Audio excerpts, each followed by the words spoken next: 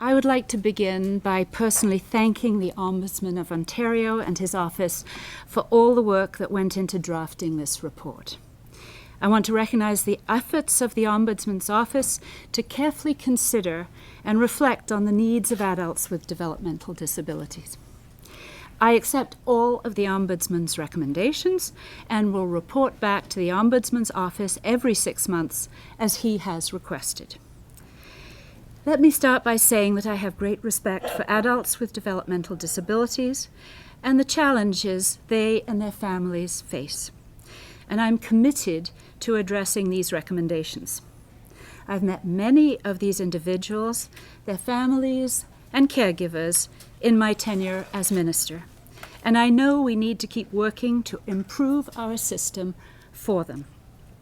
The Ministry of Community and Social Services works closely with the dedicated staff and management of the approximately 360 developmental service agencies across the province that we fund. Every day, these community agencies provide vital services to ensure that people with developmental disabilities receive high-quality care and supports, and they help foster community inclusion. Through partnerships with these agencies, we provide supports and services to more than 42,000 adults with developmental disabilities, with 18,000 of these individuals receiving residential supports. However, as the Ombudsman's report highlights, we know that there are some situations in which the needs of adults with developmental disabilities and their families are not being met, and indeed cases in which their situations are entirely unacceptable.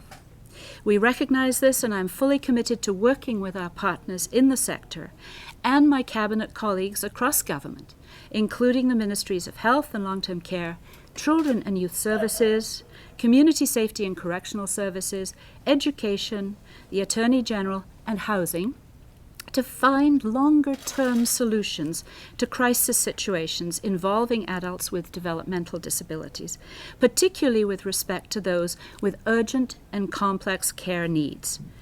While we know there is still much work to be done going forward, much has also changed since the Ombudsman's investigation began nearly 4 years ago. In that time, my ministry has worked hard to address the type of situations identified in the report. In order to provide supports and services, the developmental services budget has doubled over the past 12 years and has reached $2.1 billion annually in 2016-17. In 2014, we made an unprecedented $810 million investment over 3 years to expand support for adults with developmental disabilities. And this represents the largest funding increase ever to this sector. This 3-year investment is giving more individuals and their families the choice and flexibility to purchase the supports that best fit their needs. As the Ombudsman noted in his report, this investment is providing new direct funding to 7,200 adults and their families through the Passport program. Part of this investment will provide new residential supports for approximately 1,400 of the highest needs adults with developmental disabilities by 2017-2018. In fact, in the first 2 years, more than 800 adults have already transitioned to new residential supports. My ministry also introduced a consistent province-wide urgent response process in 2014 to help individuals and families who require immediate assistance.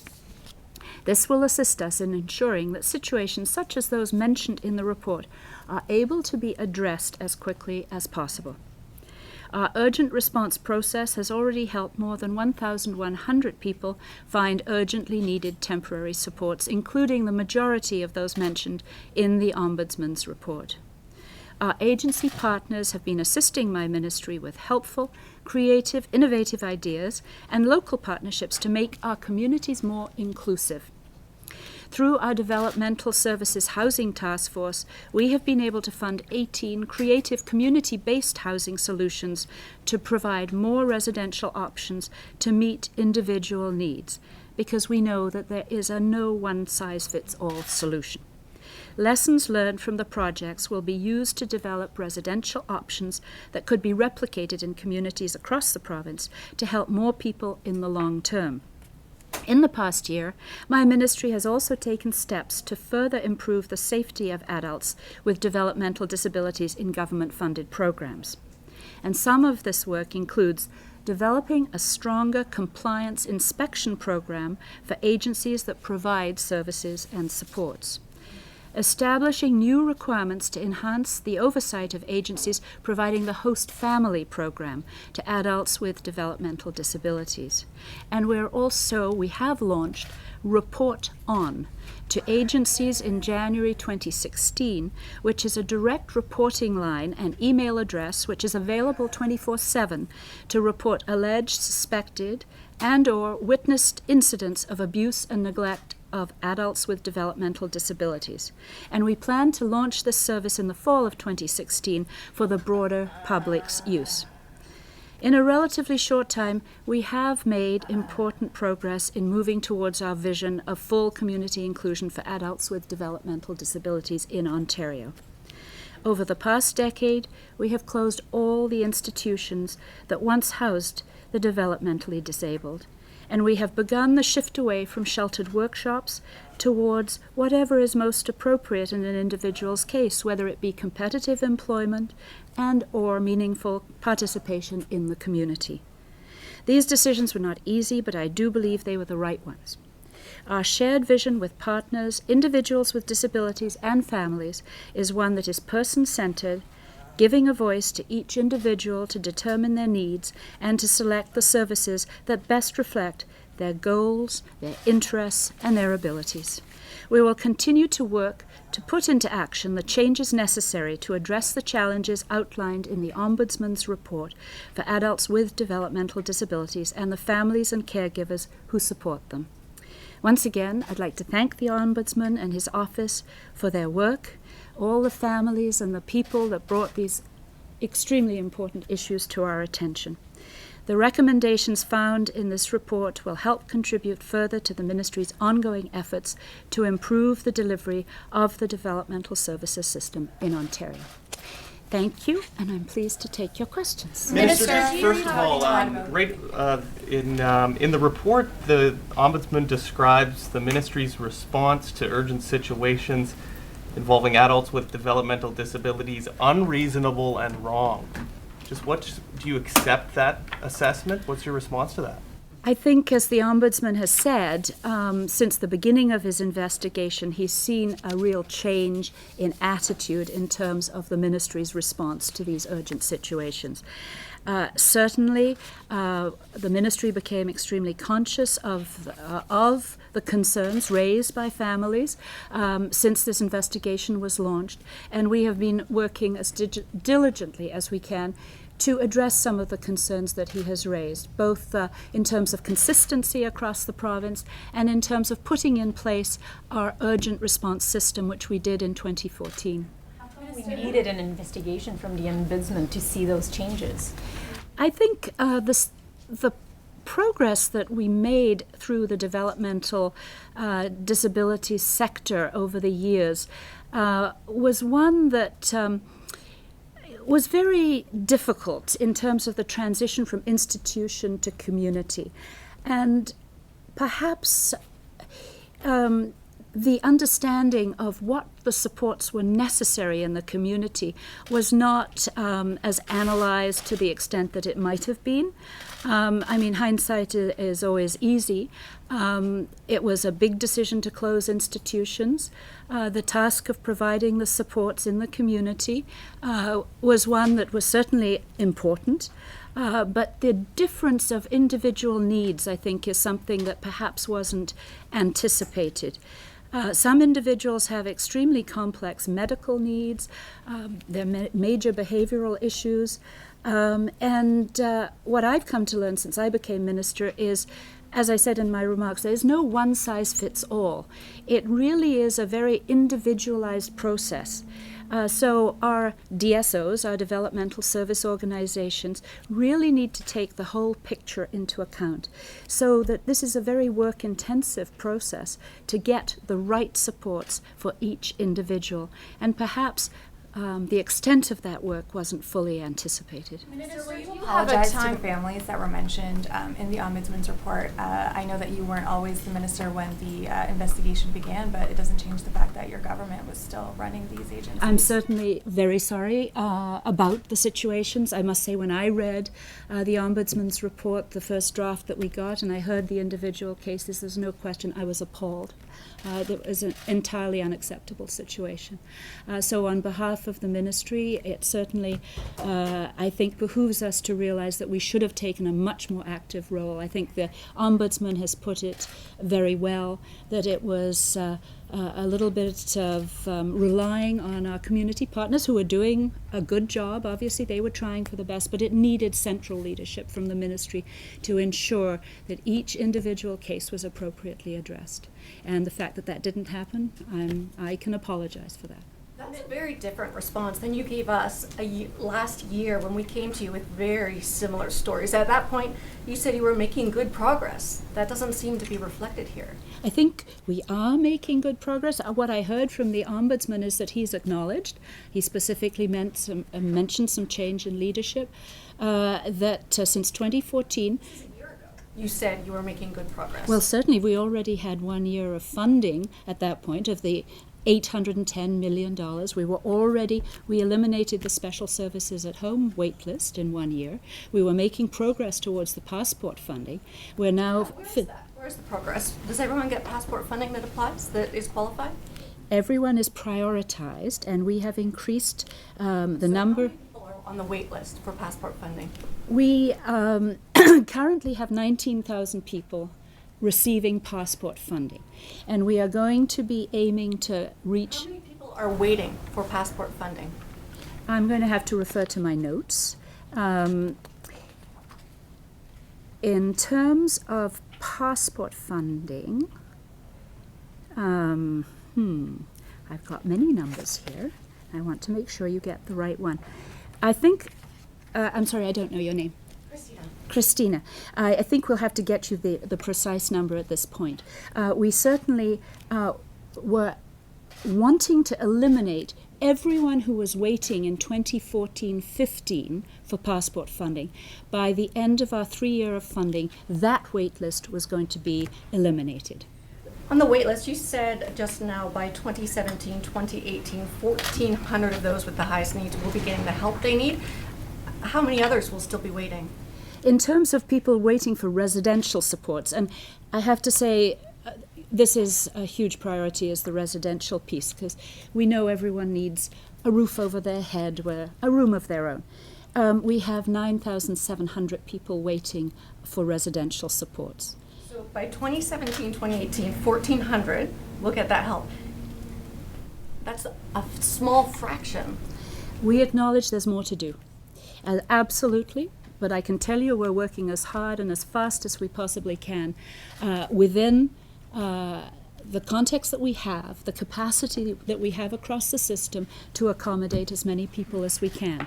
Looking forward, the $810 million becomes part of our base budget, so we will have that money going forward. But of course, we're going to analyze what the needs are. We do this on an annual basis, and we will be planning for that future as well. You mentioned the agencies bear some responsibility. The Ombudsman said that has to come from the top down. That a lot of times the workers don't even know what programs are available to these families. How is that okay? I totally accept the Ombudsman's assertion that the leadership has to come from the top. And I think that's been recognized by the ministry. And I hope you don't misinterpret what I was trying to say. I'm not blaming any community agencies. I've visited so many. In my 2 years, I think, I don't know. Somebody has a tally. So why don't they know all of the programs that are available? In every agency, resides in their own community. And they have partnerships with various agencies in their community. We certainly want to ensure that every one of our 360 partner agencies is aware of the types of best practices that some communities where they've come together in partnership. And we are earnestly and with numerous training opportunities ensuring that this type of knowledge transfer is there. In terms of urgent... Why has it been going on that they didn't know these things? I think you're dealing with a very complex subject. You're dealing with individuals. You're dealing with individuals that each have different needs. This is a very individualized type of assessment that's required. We are absolutely committed to inclusion in our society. How that plays out for each individual and the type of supports and services that that individual gets is something that is tailor-made. And this is very work-intensive. And our partner agencies do the very best they can. We know that. But any opportunity for us to engage in further training opportunities, knowledge transfer, as I've already said, in terms of what creative partnerships can occur. I made reference to the Housing Task Force and the 18 creative residential programs that have been funded by our ministry across the province. And they're each unique. In one case, it's Habitat for Humanity in the county of Lambton and the community living people out there that are getting together for residential supports. In Smiths Falls, where I visited, it was the local hospital as well as the community living organization there. So what works one place may not work in another. But we want to ensure that all the potential supports are identified. This is why I will be working with my cabinet colleagues. Obviously, this has been ongoing. When I became Minister of Community and Social Services, I met with the Minister of Children and Youth Services on the transition from childhood to adulthood, because we know that this is a very difficult time. How can we transfer the knowledge of what that individual's child's needs will be as an adult as early as possible? Start planning at age 14. We're actively engaged with the Ministry of Education. In fact, this morning, the Minister and I talked a little bit about how we can ensure that within each school board and within each school, because quite often the principal has a certain responsibility, that the transition from childhood to adulthood is as seamless as possible, and that all the supports that may be available will be discussed with the individual, families and caregivers and so on. So we are working with the other partner ministries. Ministry of Health is extremely important, as we've alluded to. Many individuals have complex medical needs. There's the whole issue of dual diagnosis, which is where there's a developmental disability as well as a mental health issue. These individuals may very well require a slightly different care. Moving someone with a dual diagnosis from their home to a psychiatric unit may in fact exacerbate some of the problems because they're being removed from their home environment. So there are all sorts of issues that we're discussing across these ministries. Justice, obviously locally in York Region we've got some dialogue happening between our York Regional Police, the Ministry of Housing and my ministry, in terms of how we accommodate some crisis situations where there's interaction with the legal system, with the police and so on. So we are trying to tackle what is a very complex situation from the overall perspective into how do we tailor the situation to individuals' needs. Minister, do you have a timeline on implementing the recommendations, and do you have plans for further increasing funding to deal with these issues? Well, we've accepted the recommendations. We will be reporting back in 6 months, and of course we're going to be working on each of them. Some will be more complex, some will be simpler. I don't really have. We're going to have to analyze this a little bit more in terms of the timeline. I think that's a very good point. I can tell you that we will be working as fast and hard as we can.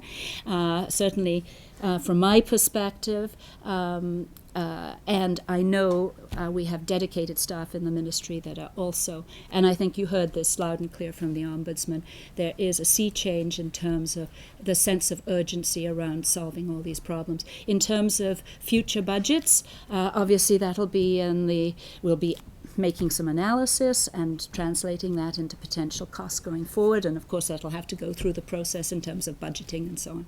Minister, the Ombudsman pointed out that the $810 million that was received in 2014, that the budget is not being applied consistently. What are you going to do to fix that? Well, consistency is an issue. You know, we have 5 regions responsible across the province, and certainly my officials are working hard to ensure that there is consistency. There's always the potential, given local circumstances, that some people work on one particular area, others on another.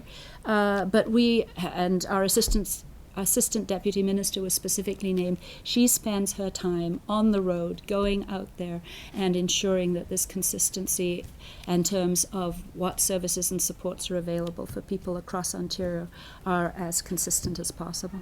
Minister, you talked about an urgent response process you said is in place, and I'm wondering how this helps people temporarily. There are a lot of people in crisis who do not have long-term planning and proper transitions so that they're in a cycle of this repeating over and over. How does this process help get them any closer to that? And why are we hearing about so many? I mean, we hear all the time about families in crisis, and if this has been in place for 2 years, why is that information not being disseminated, that there's a place they can call or somewhere? Well, I hope they do know that a family would have a caseworker, somebody that they relate to, and they would know that there is a crisis situation. I mean, I had a call in my own constituency office, and I heard the desperation in that mother's voice, and certainly the staff in every MPP's office knows that where to call.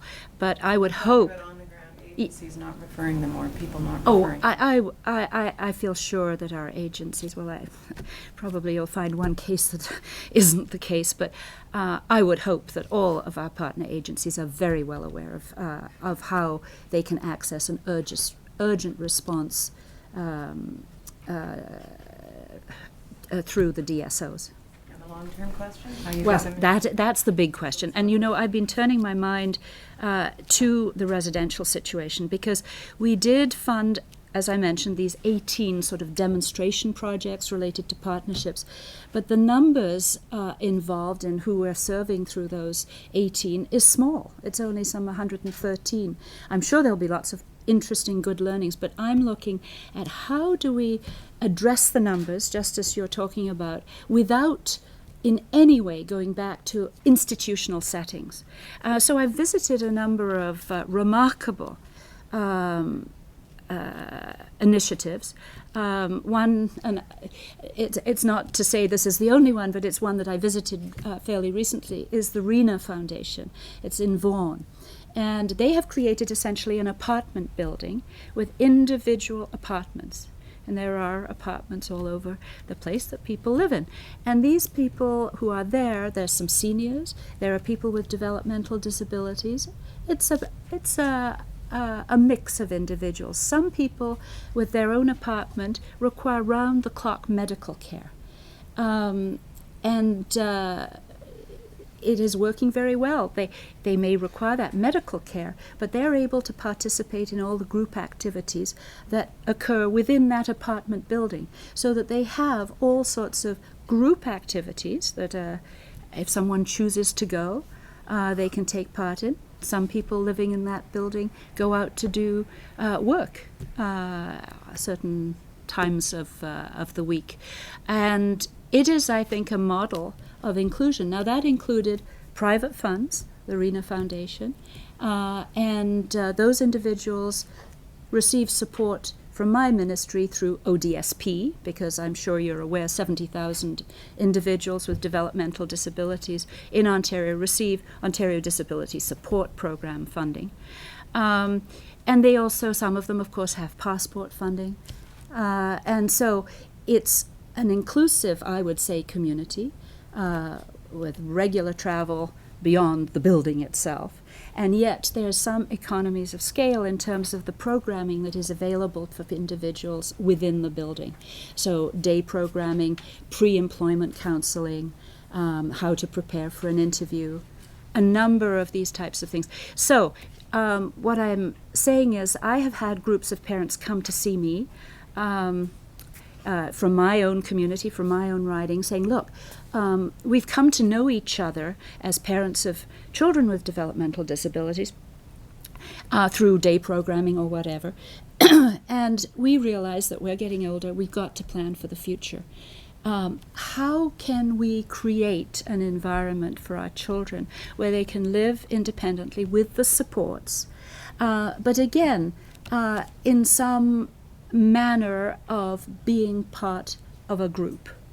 And our ministry is actively looking, along with we have a Minister of Health now here in Ontario, Chris Ballard.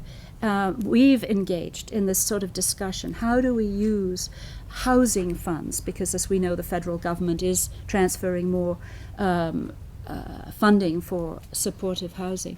How do we look at using those funds, using individual families' resources to house individuals, to address the kinds of numbers you're talking about? It's still something that I'm asking the ministry to pursue very vigorously, because we do need to plan. And the fewer crises we have, obviously the better, apart from the agony of everyone involved. It's not effective to just have a stopgap, temporary solution. We have to plan for the future. So you're saying we really don't have enough money now, because obviously that housing is going to be very costly. You know, I think as the Ombudsman said, it's not only about money, but it is about money. I think some of you have touched on cost avoidance through questions of the Ombudsman. I believe in the social determinants of health. My background is public health, and having a roof over your head and having sufficient funds to support yourself will mean that your health will be better, and you will not impose to the same extent on the healthcare treatment system, potentially the justice system. So I think I'm very conscious of that. But we will be planning, and there's another budget year coming up. Minister Jaczek, how are you comfortable to comment in French? I don't want to, because I want to be 100% accurate. So.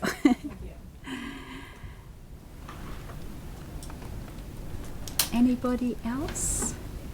Well, thank you for your attention, and thank you for your interest in what is sometimes something that is not immediately obvious and visible to everybody. So thank you so much.